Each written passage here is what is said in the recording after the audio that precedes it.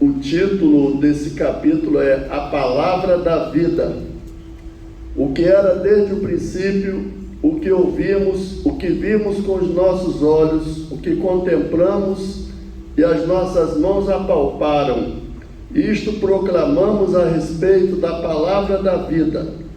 A vida se manifestou, nós a vimos e dela testemunhamos e proclamamos a vocês a vida eterna que estava com o Pai e nos foi manifestada. Nós lhes proclamamos o que vimos e ouvimos, para que vocês também tenham comunhão conosco. Nossa comunhão é com o Pai e com seu Filho Jesus Cristo. Escrevemos estas coisas para que a nossa alegria seja completa. Esta é a mensagem que dele ouvimos e transmitimos a vocês. Deus é luz, nele não há treva alguma. Se afirmarmos que temos comunhão com ele, mas andarmos nas trevas, mentimos e não praticamos a verdade. Se, porém, andarmos na luz como ele está na luz, temos comunhão uns com os outros, e o sangue de Jesus Cristo, seu Filho, nos purifica de todo pecado. Se afirmarmos que estamos sem pecado, enganamos a nós mesmos e a verdade não está em nós. Se confessarmos nossos pecados, ele é fiel e justo para perdoar os nossos pecados e nos purificar de toda injustiça.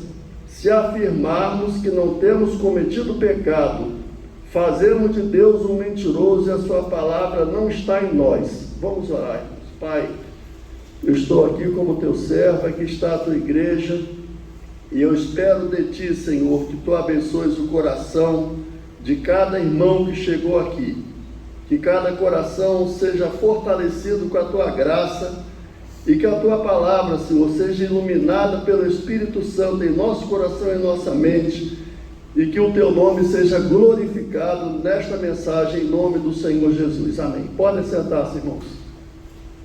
Meus irmãos, o tema da nossa mensagem nessa manhã é a nossa comunhão com Deus. Eu gostaria que a igreja repetisse para ficar bem gravado. Qual é o tema, então? A nossa comunhão com Deus. Só as irmãs. Nossa comunhão com Deus. Só os homens. A nossa comunhão com Deus. Os homens falaram mais forte, mas as irmãs falaram mais bonito. Então vamos todos dizer juntos: a nossa comunhão com Deus. Amém. Meus queridos, a palavra de Deus, através do apóstolo João, ela é dirigida a nós nessa manhã.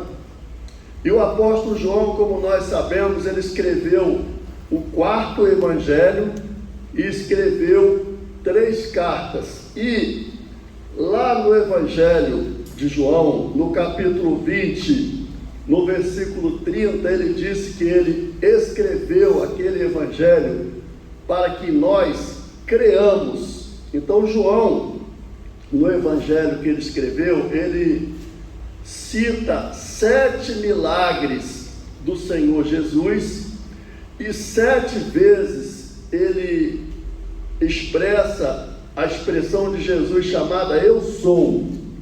Então a expressão eu sou, ela é ligada a Deus. Então João separa esses 7 milagres, que quem está familiarizado com a Bíblia, né? Água e vinho, a cura do filho do oficial, o paralítico de Betesda, a multiplicação de pães e peixes, Jesus andar sobre o mar, a cura do cego de nascença e a ressurreição de Lázaro. Então João cita esses milagres para que nós creiamos. E nessa carta aí que a gente leu agora, no capítulo 5, versículo 13, João diz que ele escreveu essa carta para que nós saibamos. Então o crente precisa crer e ele precisa saber. Crer em crer. Crer em quê? O crente precisa crer que ele tem a vida eterna. Ninguém vai dizer amém? Amém. Você tem a vida eterna. Isso está aí no texto lido. Deus nos deu a vida eterna. Você tem a vida eterna. Esse é um tema recorrente no Evangelho, na carta do apóstolo João. E nós vemos que João começa falando sobre Jesus, e nós precisamos entender isso aqui. E quando ele fala de vida, e ele diz que a vida está atrelada a Jesus, então a vida está atrelada a Jesus. O que é que eu preciso crer para que eu tenha vida? Eu preciso crer que aquele Jesus que nasceu um dia na história de uma virgem, que foi criado numa carpintaria, que um dia começou a pregar, que fez milagres, que morreu e ressuscitou, eu preciso crer que aquele Jesus é o Cristo. Cristo não é o nome de Jesus, Cristo é o título de Jesus. A palavra Cristo quer dizer ungido. O nome do ungido de Deus é Jesus, que às vezes na Bíblia é chamado Jesus de Nazaré, porque na cidade de Nazaré ele foi criado. Ele nasceu em Belém e foi criado em Nazaré. Então Jesus de Nazaré, ele é o Cristo. É isso que João está dizendo aqui, que ele era desde o princípio, porque havia, irmãos, uma teoria, houve muita filosofia, houve muita teoria errada no começo da igreja, e muita gente ensinou de modo errado, dizendo que, como se a pessoa humana de Jesus não fosse o Cristo. Vocês estão me ouvindo bem? Tá bom? Parece que o microfone está desligado, não? Não, abaixei.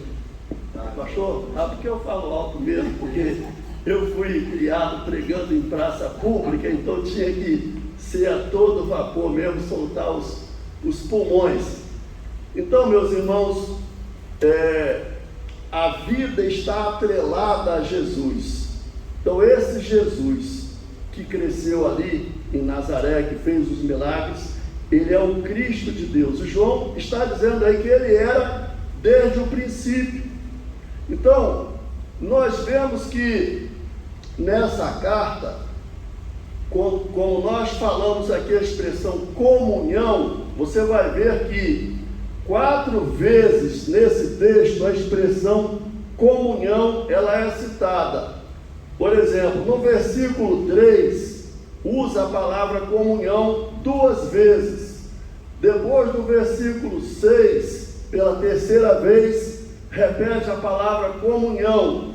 Depois no versículo 7, novamente está a palavra comunhão.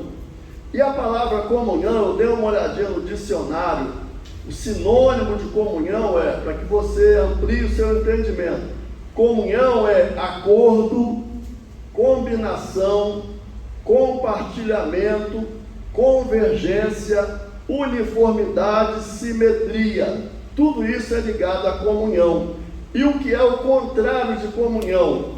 Oposição, polarização, contraste, divergência e discordância. Então o texto está falando de comunhão.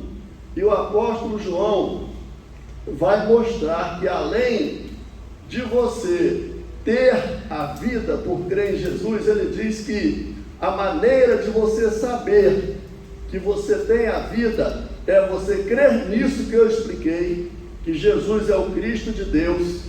E a outra prova de que você tem comunhão com Deus é que você ama o seu irmão. Então, se uma pessoa crê que Jesus é o Cristo de Deus, que Ele é aquele que Deus enviou para ser o preço, a propiciação, como fala aí no capítulo 2, pelos nossos pecados, se a pessoa crê naquela figura histórica como sendo Salvador do mundo, e além de crer nisso, essa pessoa ama os irmãos, então essa pessoa tem a vida eterna. No capítulo 4, no versículo 13, João diz assim: se alguém diz que ama a Deus, mas odeia seu irmão, essa pessoa engana a si mesmo. Então a pessoa não pode estar na igreja e ela fazer referência negativa aos irmãos quando não está. Aquele irmão Juscelino é muito grande, é muito feio, aquele irmão é muito narigudo, aquele irmão é cabeçudo, aquele irmão é isso, aquele irmão é aquilo. E uma coisa interessante que eu vejo aqui é que fala de confissão de pecados. Não é para você confessar o pecado dos outros, é para você confessar o seu pecado. Quando a gente ora para o profeta Isaías, quando ele narra a chamada dele e ele vê a glória de Deus, Isaías disse: ai de quem? Ai de mim.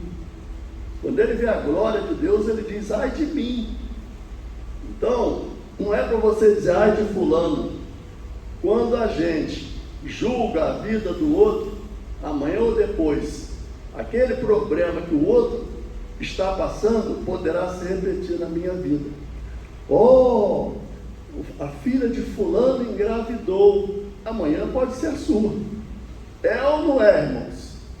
Então o apóstolo João está dizendo que nós devemos confessar os nossos pecados, não é o pecado dos outros. Se nós confessarmos os nossos pecados, ele diz que Deus é fiel e justo para nos perdoar os pecados e nos purificar de toda injustiça. E ele diz que ele escreve essas coisas para que nós saibamos que nós temos comunhão com Deus. E ele diz aí no versículo 3, a nossa comunhão é com o Pai e com seu Filho Jesus Cristo. Eu quero endossar nessa manhã para você que você tem comunhão com Deus. A sua comunhão é com Deus e com seus irmãos. Amém. Uma coisa é atrelada à outra. Não pode eu ter comunhão com Deus a quem eu não vejo. Eu nunca vi anjo, eu nunca vi Deus, eu nunca vi a face física do Senhor Jesus, mas eu creio nele e eu o amo. E eu creio nele por quê?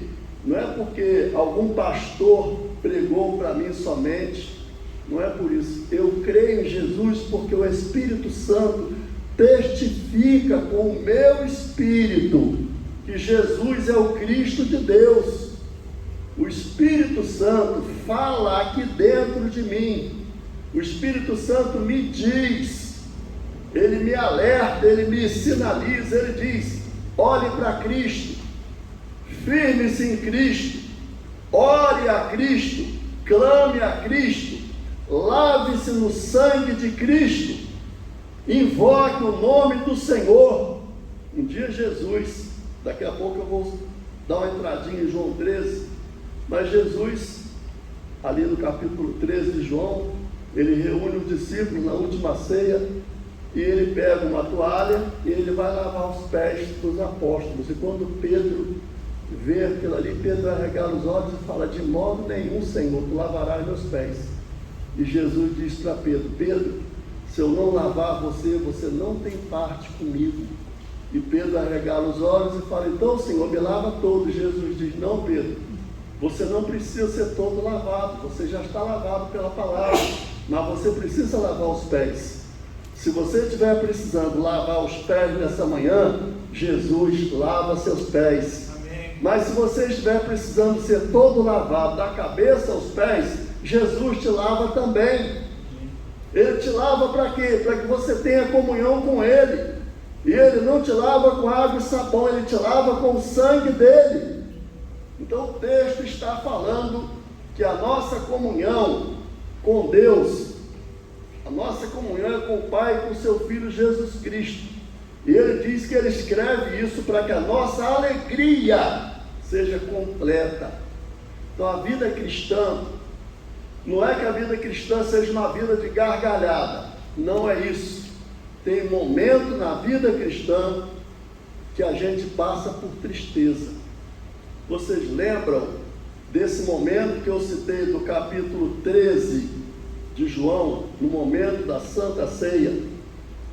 Lembre-se daquele momento, da última ceia. Jesus está com os apóstolos fazendo ali aquela cerimônia quase que de despedida. E ali acontece uma coisa interessante para você entender essa questão da comunhão. A primeira coisa, Jesus olha para os apóstolos. Eu estava ali agora há pouco lendo o texto da Bíblia, diz que Jesus perturbou-se em espírito, e ele olhou para os apóstolos e disse assim: um de vocês vai me trair.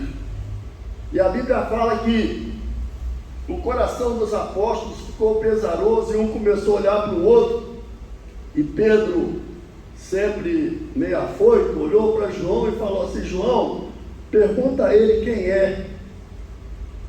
Então a Bíblia fala que quando Jesus disse que um deles ia traí-lo, os apóstolos ficaram pesarosos.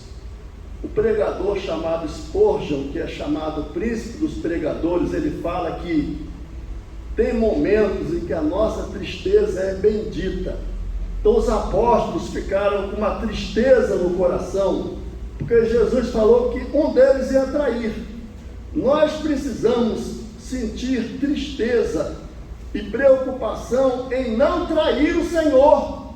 Então os apóstolos sentiram isso, mas a nossa comunhão não pode ficar presa a esse receio, somente esse receio de trair Jesus. Ela precisa ir mais além, e ali naquele texto ensina isso. Então Jesus olha para os apóstolos e diz: um de vocês vai me trair. Isso está ligado com a comunhão. E aí quando eles perguntam quem é, Jesus diz assim: é aquele que mete a mão no prato comigo. E quando Jesus estende a mão para pegar o pão e molhar no suco de uva, a Bíblia diz que Judas estendeu a mão. Judas estava ali, junto com Jesus, comendo a comida de Jesus, metendo a mão no prato que Jesus metia a mão. Mas o coração de Judas estava cheio por Satanás. Satanás encheu o coração de Judas de malícia, de inveja, de ambição, e Judas tinha negociado de entregar o Senhor naquela noite. Lição para mim e para você: não ponha a mão na mesa do Senhor e ao mesmo tempo tenha o seu coração cheio de sujeira. A Bíblia diz que nós não podemos comer na mesa do Senhor, ter comunhão com o Senhor e comer na mesa dos demônios. E Paulo disse isso para uma igreja. Ele não estava falando com uma sociedade pagã, não. Paulo falou, quando ele disse para nós, quando comermos, não podemos sentar na mesa do Senhor e na mesa dos demônios. Paulo estava alertando uma igreja, e Judas meteu a mão no prato com o Senhor, mas o coração dele estava cheio por Satanás. A Bíblia diz que naquela noite o diabo entrou nele. Nós não podemos dar lugar ao diabo. A Bíblia diz que nós, segundo aos Coríntios 2:11, nós não ignoramos os ardis de Satanás. Então Judas meteu a mão na mesa do Senhor, mas o coração dele estava longe do Senhor. Coração, comunhão. Aí vem o terceiro ponto do item comunhão, citando aquele momento da ceia que também é atrelado a isso aqui. O apóstolo João entendia do assunto comunhão. Lembre-se que João foi um dos apóstolos mais próximos de Jesus. Ele tinha moral para falar de comunhão. Agora se ligue nisso que eu vou falar. A Bíblia diz que depois que Jesus falou com os apóstolos que um deles ia trair, que Judas meteu a mão na mesa e pegou o alimento que Jesus estava com a mão nele também. Aí a Bíblia diz que o apóstolo João reclinou a cabeça no peito de Jesus. Qual é o órgão que tem no nosso peito, irmãos? Coração. Coração. Quando João botou a cabeça no peito de Jesus, João estava dizendo: Senhor, eu quero estar no teu coração. Isso é comunhão, é você querer estar no peito de Jesus. No coração de Jesus tem lugar para você. E quando você reclina a sua cabeça no peito de Jesus, dizendo que você quer estar no coração dele, aí ele está no seu coração. Esse é o ponto de comunhão que o Espírito Santo quer que nós cheguemos. Nós estarmos no coração de Jesus e Jesus estar em nosso coração. Quando isso ocorre, eu não vou estar fora, no momento que eu não esteja na igreja, não precisa o pastor estar me vigiando, eu não vou estar olhando para trás para ver se tem alguém vendo o que eu estou fazendo, porque eu estou em comunhão com o Senhor, eu estou no coração dele e ele está no meu coração. Esse é o estágio espiritual que Deus quer que nós cheguemos. Então o texto está dizendo, a nossa comunhão é com o Pai e com seu Filho Jesus Cristo. Quem quer nesta manhã dizer a Jesus que quer estar no coração dele? Senhor, eu quero estar no teu coração. Quando eu quero estar no teu coração, João reclinou a cabeça no peito de Jesus. João estava querendo habitar no coração de Jesus. Eu quero habitar no coração de Jesus. Paulo diz aos Filipenses, de modo que haja em vós o mesmo sentimento que houve em Cristo Jesus. O sentimento é alguma coisa que brota do coração. Então Paulo está dizendo aos Filipenses que eu devo ter o mesmo sentimento, ou seja, eu devo habitar no coração de Jesus. Depois ele diz, nós temos a mente de Cristo. Então, o estágio de comunhão espiritual é nós estarmos no coração do Senhor, porque a igreja é a noiva de Cristo. E não existe noivado sem compromisso, sem comunhão. Comunhão é um compromisso nosso com Cristo e é um compromisso dele conosco. Comunhão é uma intimidade, é algo que envolve um compromisso. Nós temos visto aí nos noticiários, e a gente fica um pouco curioso, a maioria de nós, com divórcios, há pouco tempo houve de Gisele Bündchen, enfim, de tantos outros, da Elon Musk e por aí vai, e as pessoas ficam querendo saber com quanto cada um ficou, quantos milhões e tal. A nossa comunhão com o Senhor, ela é indissolúvel, ela não se desfaz, porque ela é ratificada, não é retificada. Retificar é consertar, ratificar é confirmar. Ela é ratificada pelo sangue de Jesus. Então, ele não nos deixa nunca. Eu estava conversando com uma pessoa, Socorro estava até perto ouvindo a conversa, uma pessoa que conviveu comigo na infância, e ela estava me dizendo como é que pode.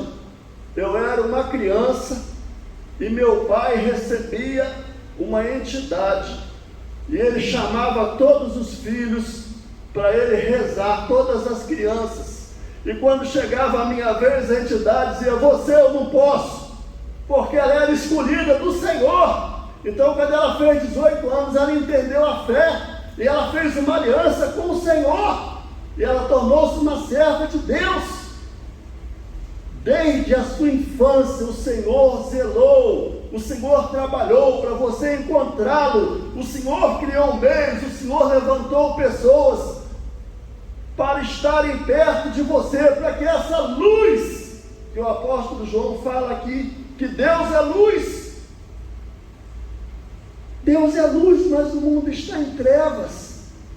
Deus é luz, mas o mundo não compreende Deus, porque Deus só pode ser conhecido através desse Jesus que eu falei de Nazaré, que ele é o Cristo de Deus.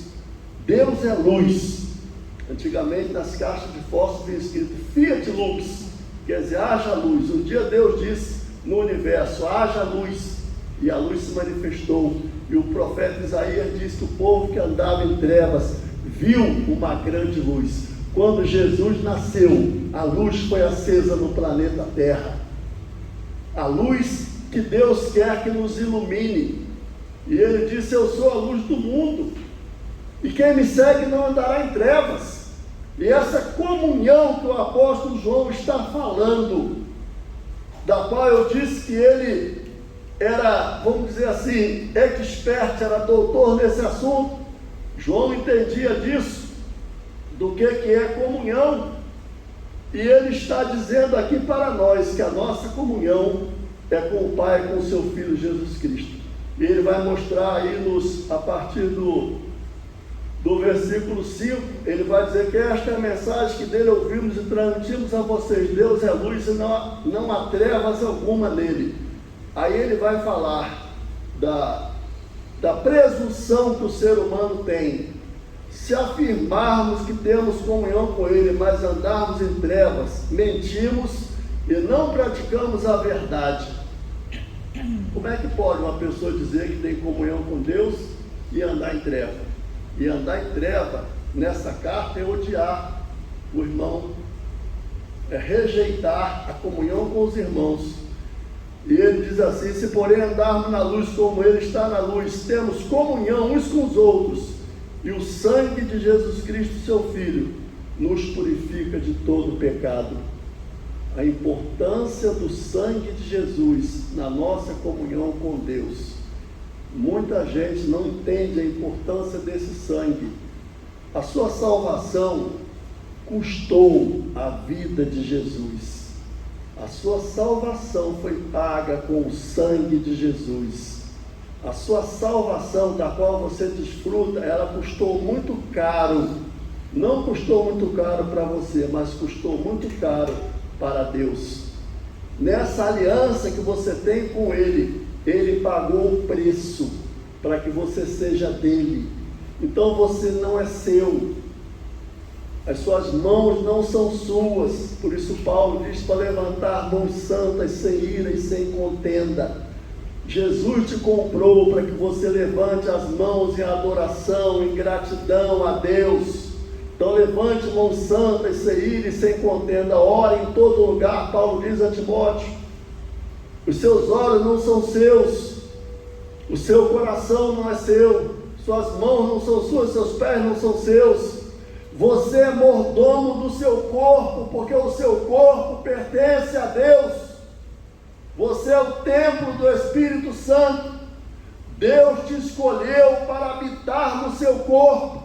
E Paulo diz à igreja de Corinto: vocês não sabem que os membros do corpo de vocês não são de vocês, que vocês não são de vocês mesmos, mas vocês pertencem a Deus.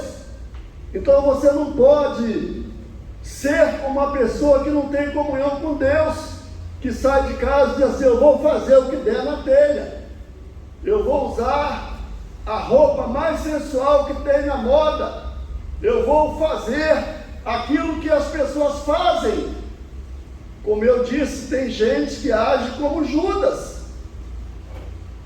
bota a mão na mesa do Senhor, mas o coração está longe do Senhor. Troca Jesus por qualquer coisa, faz com que a sua comunhão com Ele seja rompida, porque o pecado faz isso. O texto está dizendo isso. Se nós dissermos que não temos pecado, nós fazemos de Deus um mentiroso. Eu sou do Senhor, mas eu tenho pecado. Muitas vezes eu peco por presunção, muitas vezes eu peco por omissão. E Deus, sabendo que nessa parte da aliança existe um lado perfeito, o outro imperfeito, Ele providenciou um meio de reatar a minha comunhão com Ele. E que meio é esse? O sangue de Jesus Cristo, seu Filho, nos purifica de todo pecado. Quem sabe alguém aqui nessa manhã está com a consciência pesada? Eu quero dizer a você que o sangue de Jesus Cristo, seu Filho, nos purifica de todo pecado. Mesmo que algo tenha ocorrido que abalou a minha comunhão com Deus, Deus não espera de mim perfeição, Deus espera de mim arrependimento.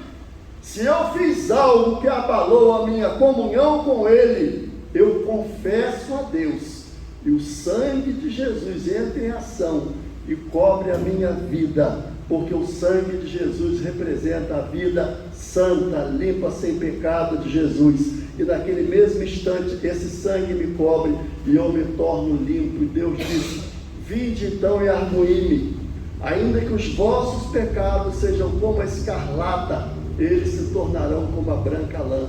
Ainda que sejam rubros como o carmesim, eles se tornarão mais alvos que a neve. Nesta manhã, Jesus lava seu coração e deixa você mais alvo que a neve. Há um hino que diz: alvo mais que a neve, né? Então o sangue de Jesus foi a provisão, a providência de Deus, para que quando algo abalar a minha comunhão com Ele, esse sangue entre em ação, porque esse sangue não tem prazo de validade. O sangue de Jesus é eterno, ele tem o poder de purificar. E esse sangue, irmãos, ele agiu em 3 mundos. O sangue de Jesus agiu no mundo celestial, dizendo a Deus que o preço dos meus pecados foi pago. O sangue de Jesus agiu no inferno, dizendo a Satanás que ele não pode mais me oprimir nem me acorrentar, porque uma vida foi dada por mim. E o sangue de Jesus tem também eficácia aqui no mundo físico, dizendo à minha consciência que eu possa adorar a Deus em espírito e em verdade. Então este sangue tem essa abrangência, e João vai dizer isso aqui: o sangue de Jesus Cristo nos purifica de todo pecado. Eu quero voltar um pouquinho ao que João fez. João, a Bíblia diz que quando Jesus falou que alguém ia traí-lo, João botou a cabeça no peito de Jesus. Quero dizer a você que no peito de Jesus tem lugar para você hoje, que você é aceito, que você é amado, que você é bendito, que você é abençoado. Paulo diz aos Efésios: bendito Deus e Pai de nosso Senhor Jesus Cristo, que nos tem abençoado desde a fundação do mundo, como nos elegeu nele para que fôssemos santos e irrepreensíveis em amor, e nos predestinou para filhos de adoção segundo o beneplácito de sua vontade, segundo o seu eterno propósito, de fazer convergir em Cristo todas as coisas. Deus deu ordem para que o mundo converja para Jesus. A minha vida é uma vida cristocêntrica. O centro da minha vida é Jesus. Eu acordo pensando em Jesus, eu almoço pensando em Jesus. Ele é o amado da minha alma. Eu boto a minha cabeça no peito dele, ele deixa que eu entre no coração dele, e ele entra no meu coração, e ele diz que eu sou bendito, que eu sou amado do Pai. O diabo diz um monte de coisa, a gente cresce, né? Às vezes nossos pais deixaram o diabo usar a boca deles para chamar a gente de burro, que não vai dar em nada e não sei o quê. Mas Deus disse que você é abençoado e bendito. Não é o que as pessoas dizem, não é o que eu penso, é o que Deus diz. E Deus disse que você é bendito do Senhor. E o texto está dizendo aí, irmão, se confessarmos nossos pecados, ele é fiel e justo para perdoar nossos pecados e nos purificar de toda injustiça. Se afirmarmos que não temos pecado, fazemos de Deus um mentiroso, a sua palavra não está em nós. Eu confesso a Deus os meus pecados, e Deus não estende a mão e bota na ponta do meu nariz para acusar, não, porque o acusador é Satanás. Quando eu confesso, o sangue de Jesus me lava completamente, me deixa tão inocente quanto um bebezinho que acabou de nascer. Deus não lança seu passado no seu rosto, ele pega o seu passado e lança no fundo do mar, no mar do esquecimento. Deus nunca vai dizer a você: você fez isso, você me ofendeu, você fez isso e aquilo. Não! Em nome do Senhor Jesus, tenha uma consciência limpa, porque o sangue de Jesus purifica a nossa consciência de todo pecado. E você pode adorar a Deus com liberdade, você pode adorar a Deus com sinceridade, você pode adorar a Deus com ousadia, você pode entrar no Santo dos Santos, porque o sangue de Jesus possibilita isso.